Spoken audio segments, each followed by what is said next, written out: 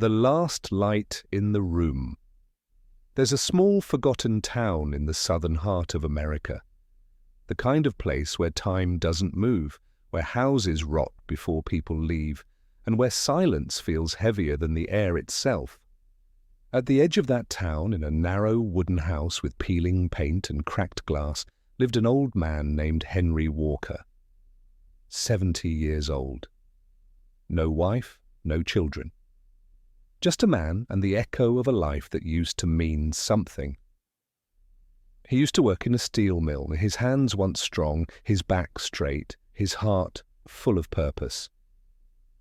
But that was long ago, before the factory closed, before the economy collapsed, before he buried the only family he had. His wife, gone from illness. His son, gone in an accident on the road to the very same factory where Henry worked all his life. Now he had nothing but an old brown sofa, a flickering lamp, and a window that let in a thin slice of light, the only thing still alive in that house.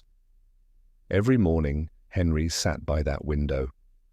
The light hit the dust in the air like tiny memories floating around him.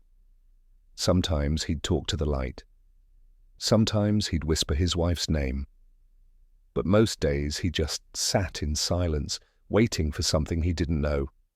Maybe forgiveness, maybe an ending. Then one afternoon came a knock, soft, shy, barely there.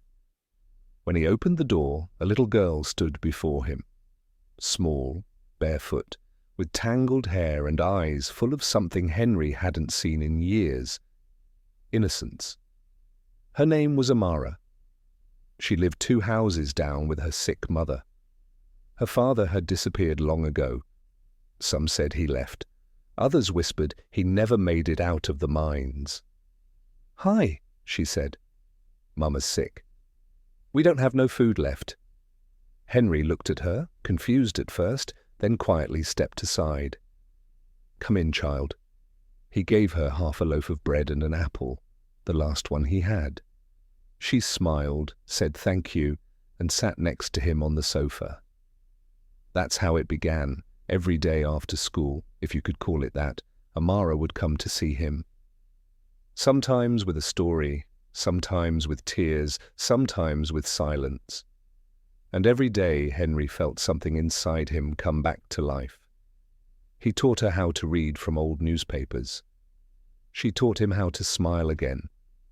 He told her stories about his wife, about the stars, about how his son used to build wooden boats by the river. And she'd listen, always listening, like every word he spoke mattered more than the world outside. One rainy evening, she asked softly, "Henry, do you ever get lonely?" He smiled faintly. "Every day, sweetheart. But when you're here, it don't feel so bad." She took his hand and held it tightly. "Then I'll come every day." And she did, for months, through rain, through hunger, through her mother's sickness. She always came back. That tiny house, once filled with emptiness, now had laughter, now had warmth. But life, as Henry knew too well, has a cruel way of taking back what little it gives. One morning, he woke up to silence, a silence different from before. No footsteps, no knock at the door, no laughter. He waited all day, then another, then 3. Something felt wrong. That night, the sirens started. Fire trucks rushing down the street, flames lighting the sky, orange and red. Henry stepped outside, heart pounding. The fire. It was near Amara's house. He ran as fast as his old legs could carry him. People shouted, the roof collapsed, and in the chaos, he heard her name. Amara, but it was too late. The fire took everything, her house, her mother, her. Henry stood there as the flames faded and the ashes turned cold. He didn't cry that night. He couldn't. He just went back home, sat on that old brown sofa, and stared at the light that came through his window. Only this time, the light felt colder. On his table lay a small rag doll, the one Amara used to carry everywhere. She had left it there a few days before, saying, "Keep it, so you don't get lonely." He picked it up with shaking hands, pressed it against his chest and whispered, "You were my light, Amara. You were my reason." For hours he sat there, until the first rays of morning came through the window, the same light as always, but different now, gentler, sadder, almost as if it was her, saying goodbye.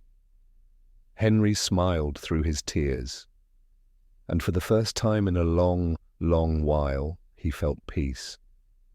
Because somewhere beyond that light, in a place where the pain finally ends, he believed she was waiting for him. The last light in the room. A story not about death, but about the kind of love that keeps a lonely soul alive, even after everything else is gone.